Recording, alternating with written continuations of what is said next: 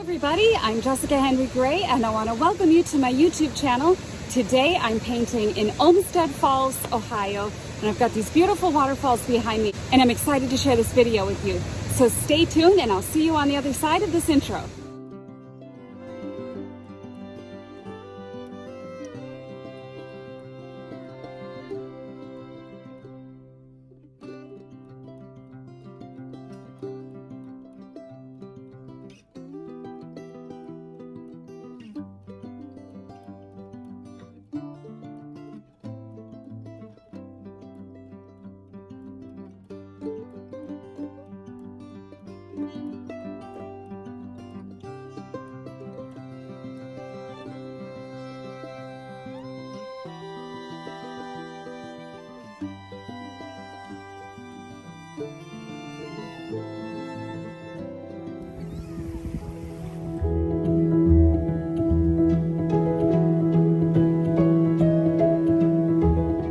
My setup today has an umbrella clipped to the back of my tripod. I have an open box M easel clipped to a regular tripod with a 9x12 canvas. Colors I am using today: alizarin crimson or permanent, phthalo green, ultramarine blue, burnt sienna, yellow ochre, cadmium yellow pale, and cadmium yellow medium, and titanium white. Today I am here in Olmsted Falls, Ohio, and I have found this absolutely gorgeous location. There's just too much here to paint. So I'm excited to show you this. It is absolutely stunning. So let's go on a little tour. Before I go ahead and just grab all my stuff, what I do is when I get to the location, I get out and I just walk around. I leave all my stuff in the car and I decide this general area is where I want to paint. And I will just sort of zero in on maybe I'll do this next time, or let's get this today, or whatever. So let's take a hike and I'll show you what I've got here.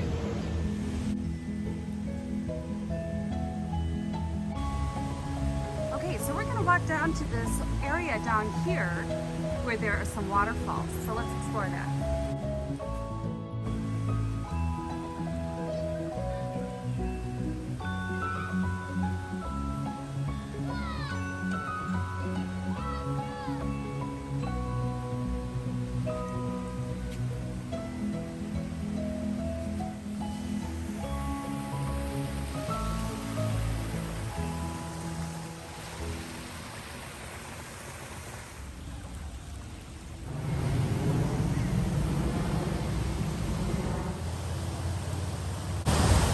I have my linseed oil over here, a little bit of my odorless mineral spirits to wash my brushes out, and I've got my 11x14 panel today. This is a linen panel, and before I put this on my backing here, I'm going to decide after I do my thumbnail sketch if I'm going to go vertical or horizontal.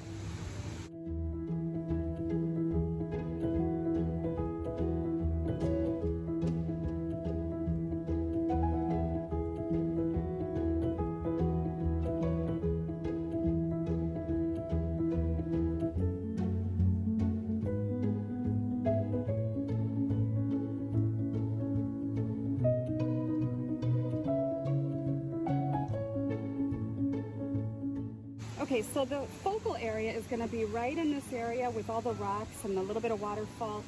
The bridge will be just suggested in the background, and I'll keep all of this pretty muted and in the same value family with subtle variations in cool and warm to convey a little bit of difference of what things are. But yeah, the focal area is going to be in the water and the rocks and this beautiful color of the water right down here in the foreground. So I'm going to leave this right here where I can see it. All right, so I'm starting out with just a basic tone on my canvas of burnt sienna, some yellow ochre, a little bit of blue, and I'm getting it a little darker than I need because I know that I'm going to be wiping some of it off.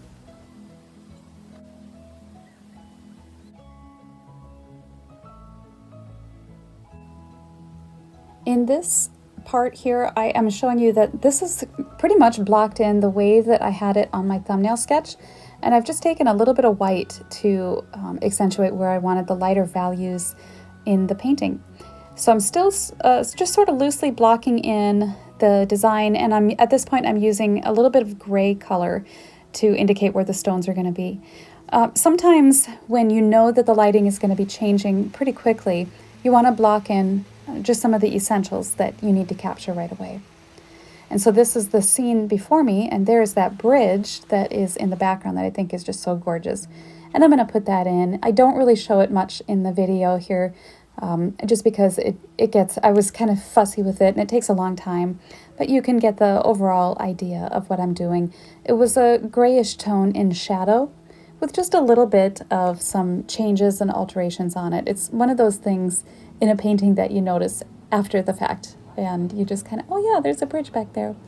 But I liked the way the light was filtering through some of the distant trees and just sort of creating that backlit glowing effect. So I wanted that to just sort of hang around in the background to support the event going around in the foreground. Adding a little bit of decay and interest on the bridge, just sort of set it in its location.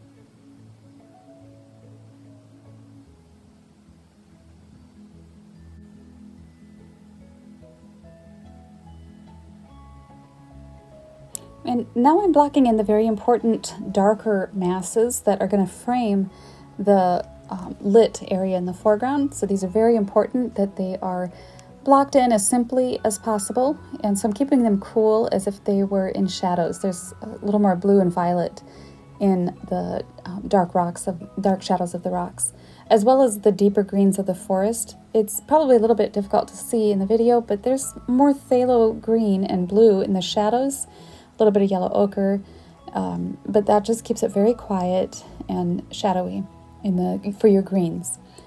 But go very easy on the phthalo green because it's extremely intense. So the little bits of sun that's peeking through the leaves back in the distance adds just a nice interest to the passage.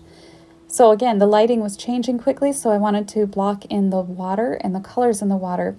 And it reminded me of root beer, so it's sticking with sort of a burnt sienna, a little bit of blue to darken it, and then as the water comes closer to me, there's more yellow ochre, which gives it the feeling of it's shallower water, and as the light filters through, you're seeing more of that yellow ochre color.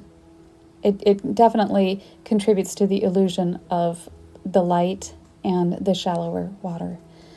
And so it's kind of slipping up the rocks and into the waterfall. So I'm just taking some of the exact same color that I'm using for the water and gently sliding it up the rocks.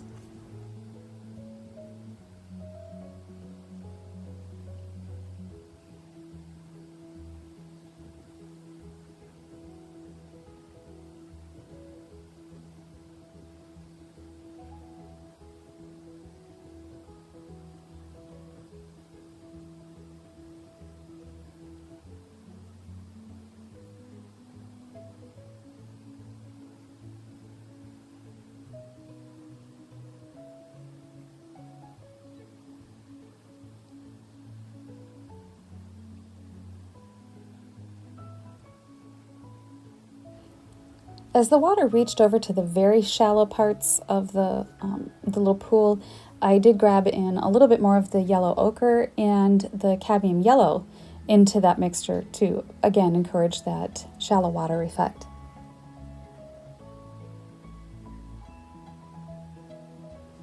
To capture the illusion of rocks being under the water, I take a smaller brush and with a little bit darker color, I start with the shadow of the rocks, and I just indicate the shadow of each of the rocks with the shape that I see the rock as being.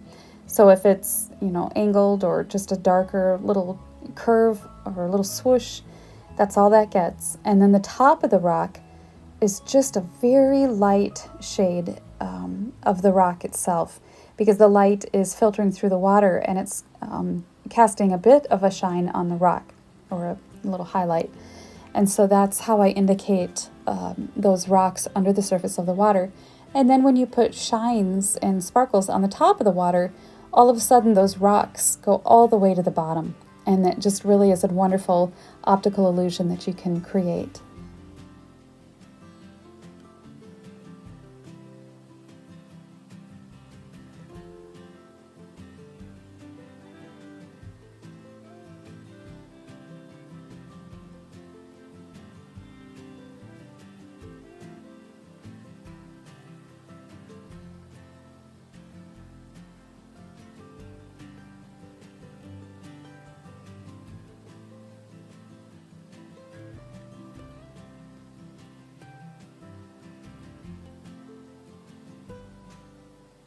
I'm painting these dry rocks in the foreground, and I'm keeping them a cool, kind of dry gray color.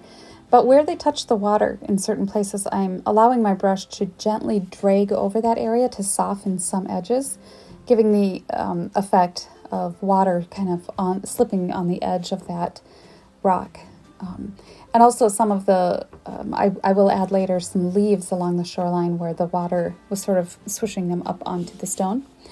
And then just adding a few rocks over off to the other side. And I'm indicating those rocks with some sharp, angular strokes of the brush. I'll come back through and indicate some shadows under those rocks as well.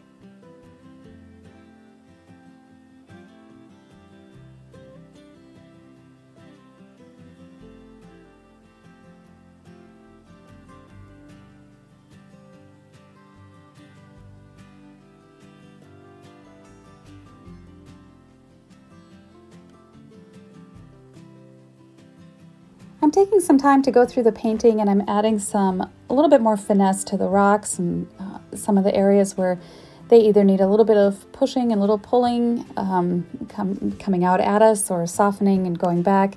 I also wanted to develop the form of the rocks just a little bit more. I just thought some of them needed it before I add the water. So all of those needed to be in place, and then I'll trickle the water over them. So I start with the furthest away waterfall way back there. And now I don't want that waterfall to become more important than the ones up in the foreground. So while that has to be alive and a little bit of movement, it needed to also remain in the background.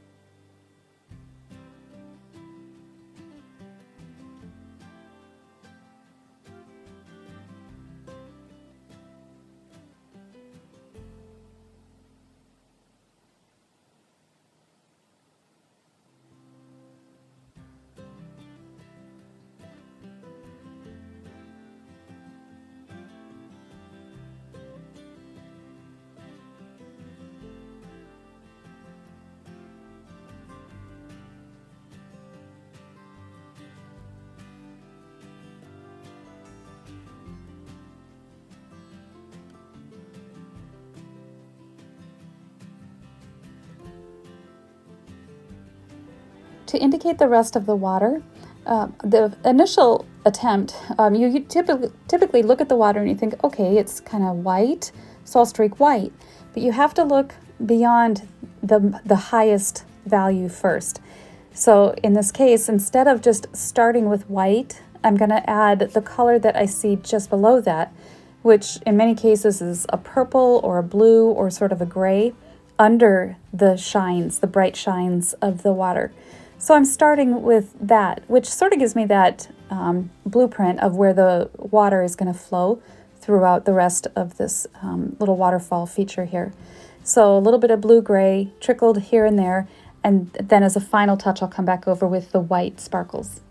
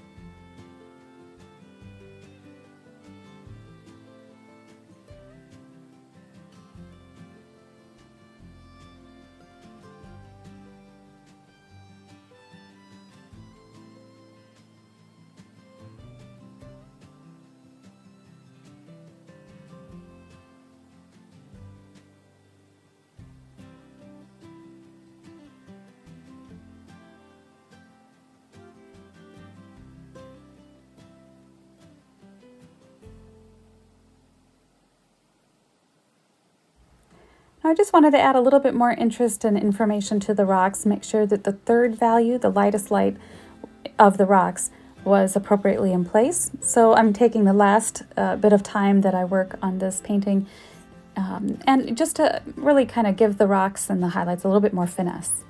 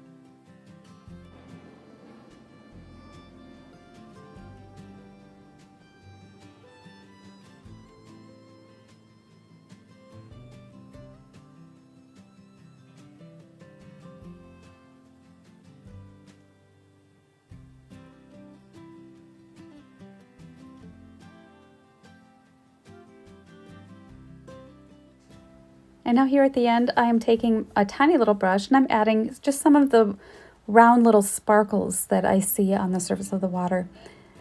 Just a small little brush and some white. Some of the white has a little bit of cadmium yellow in it to really indicate the sunshine and the sparkle.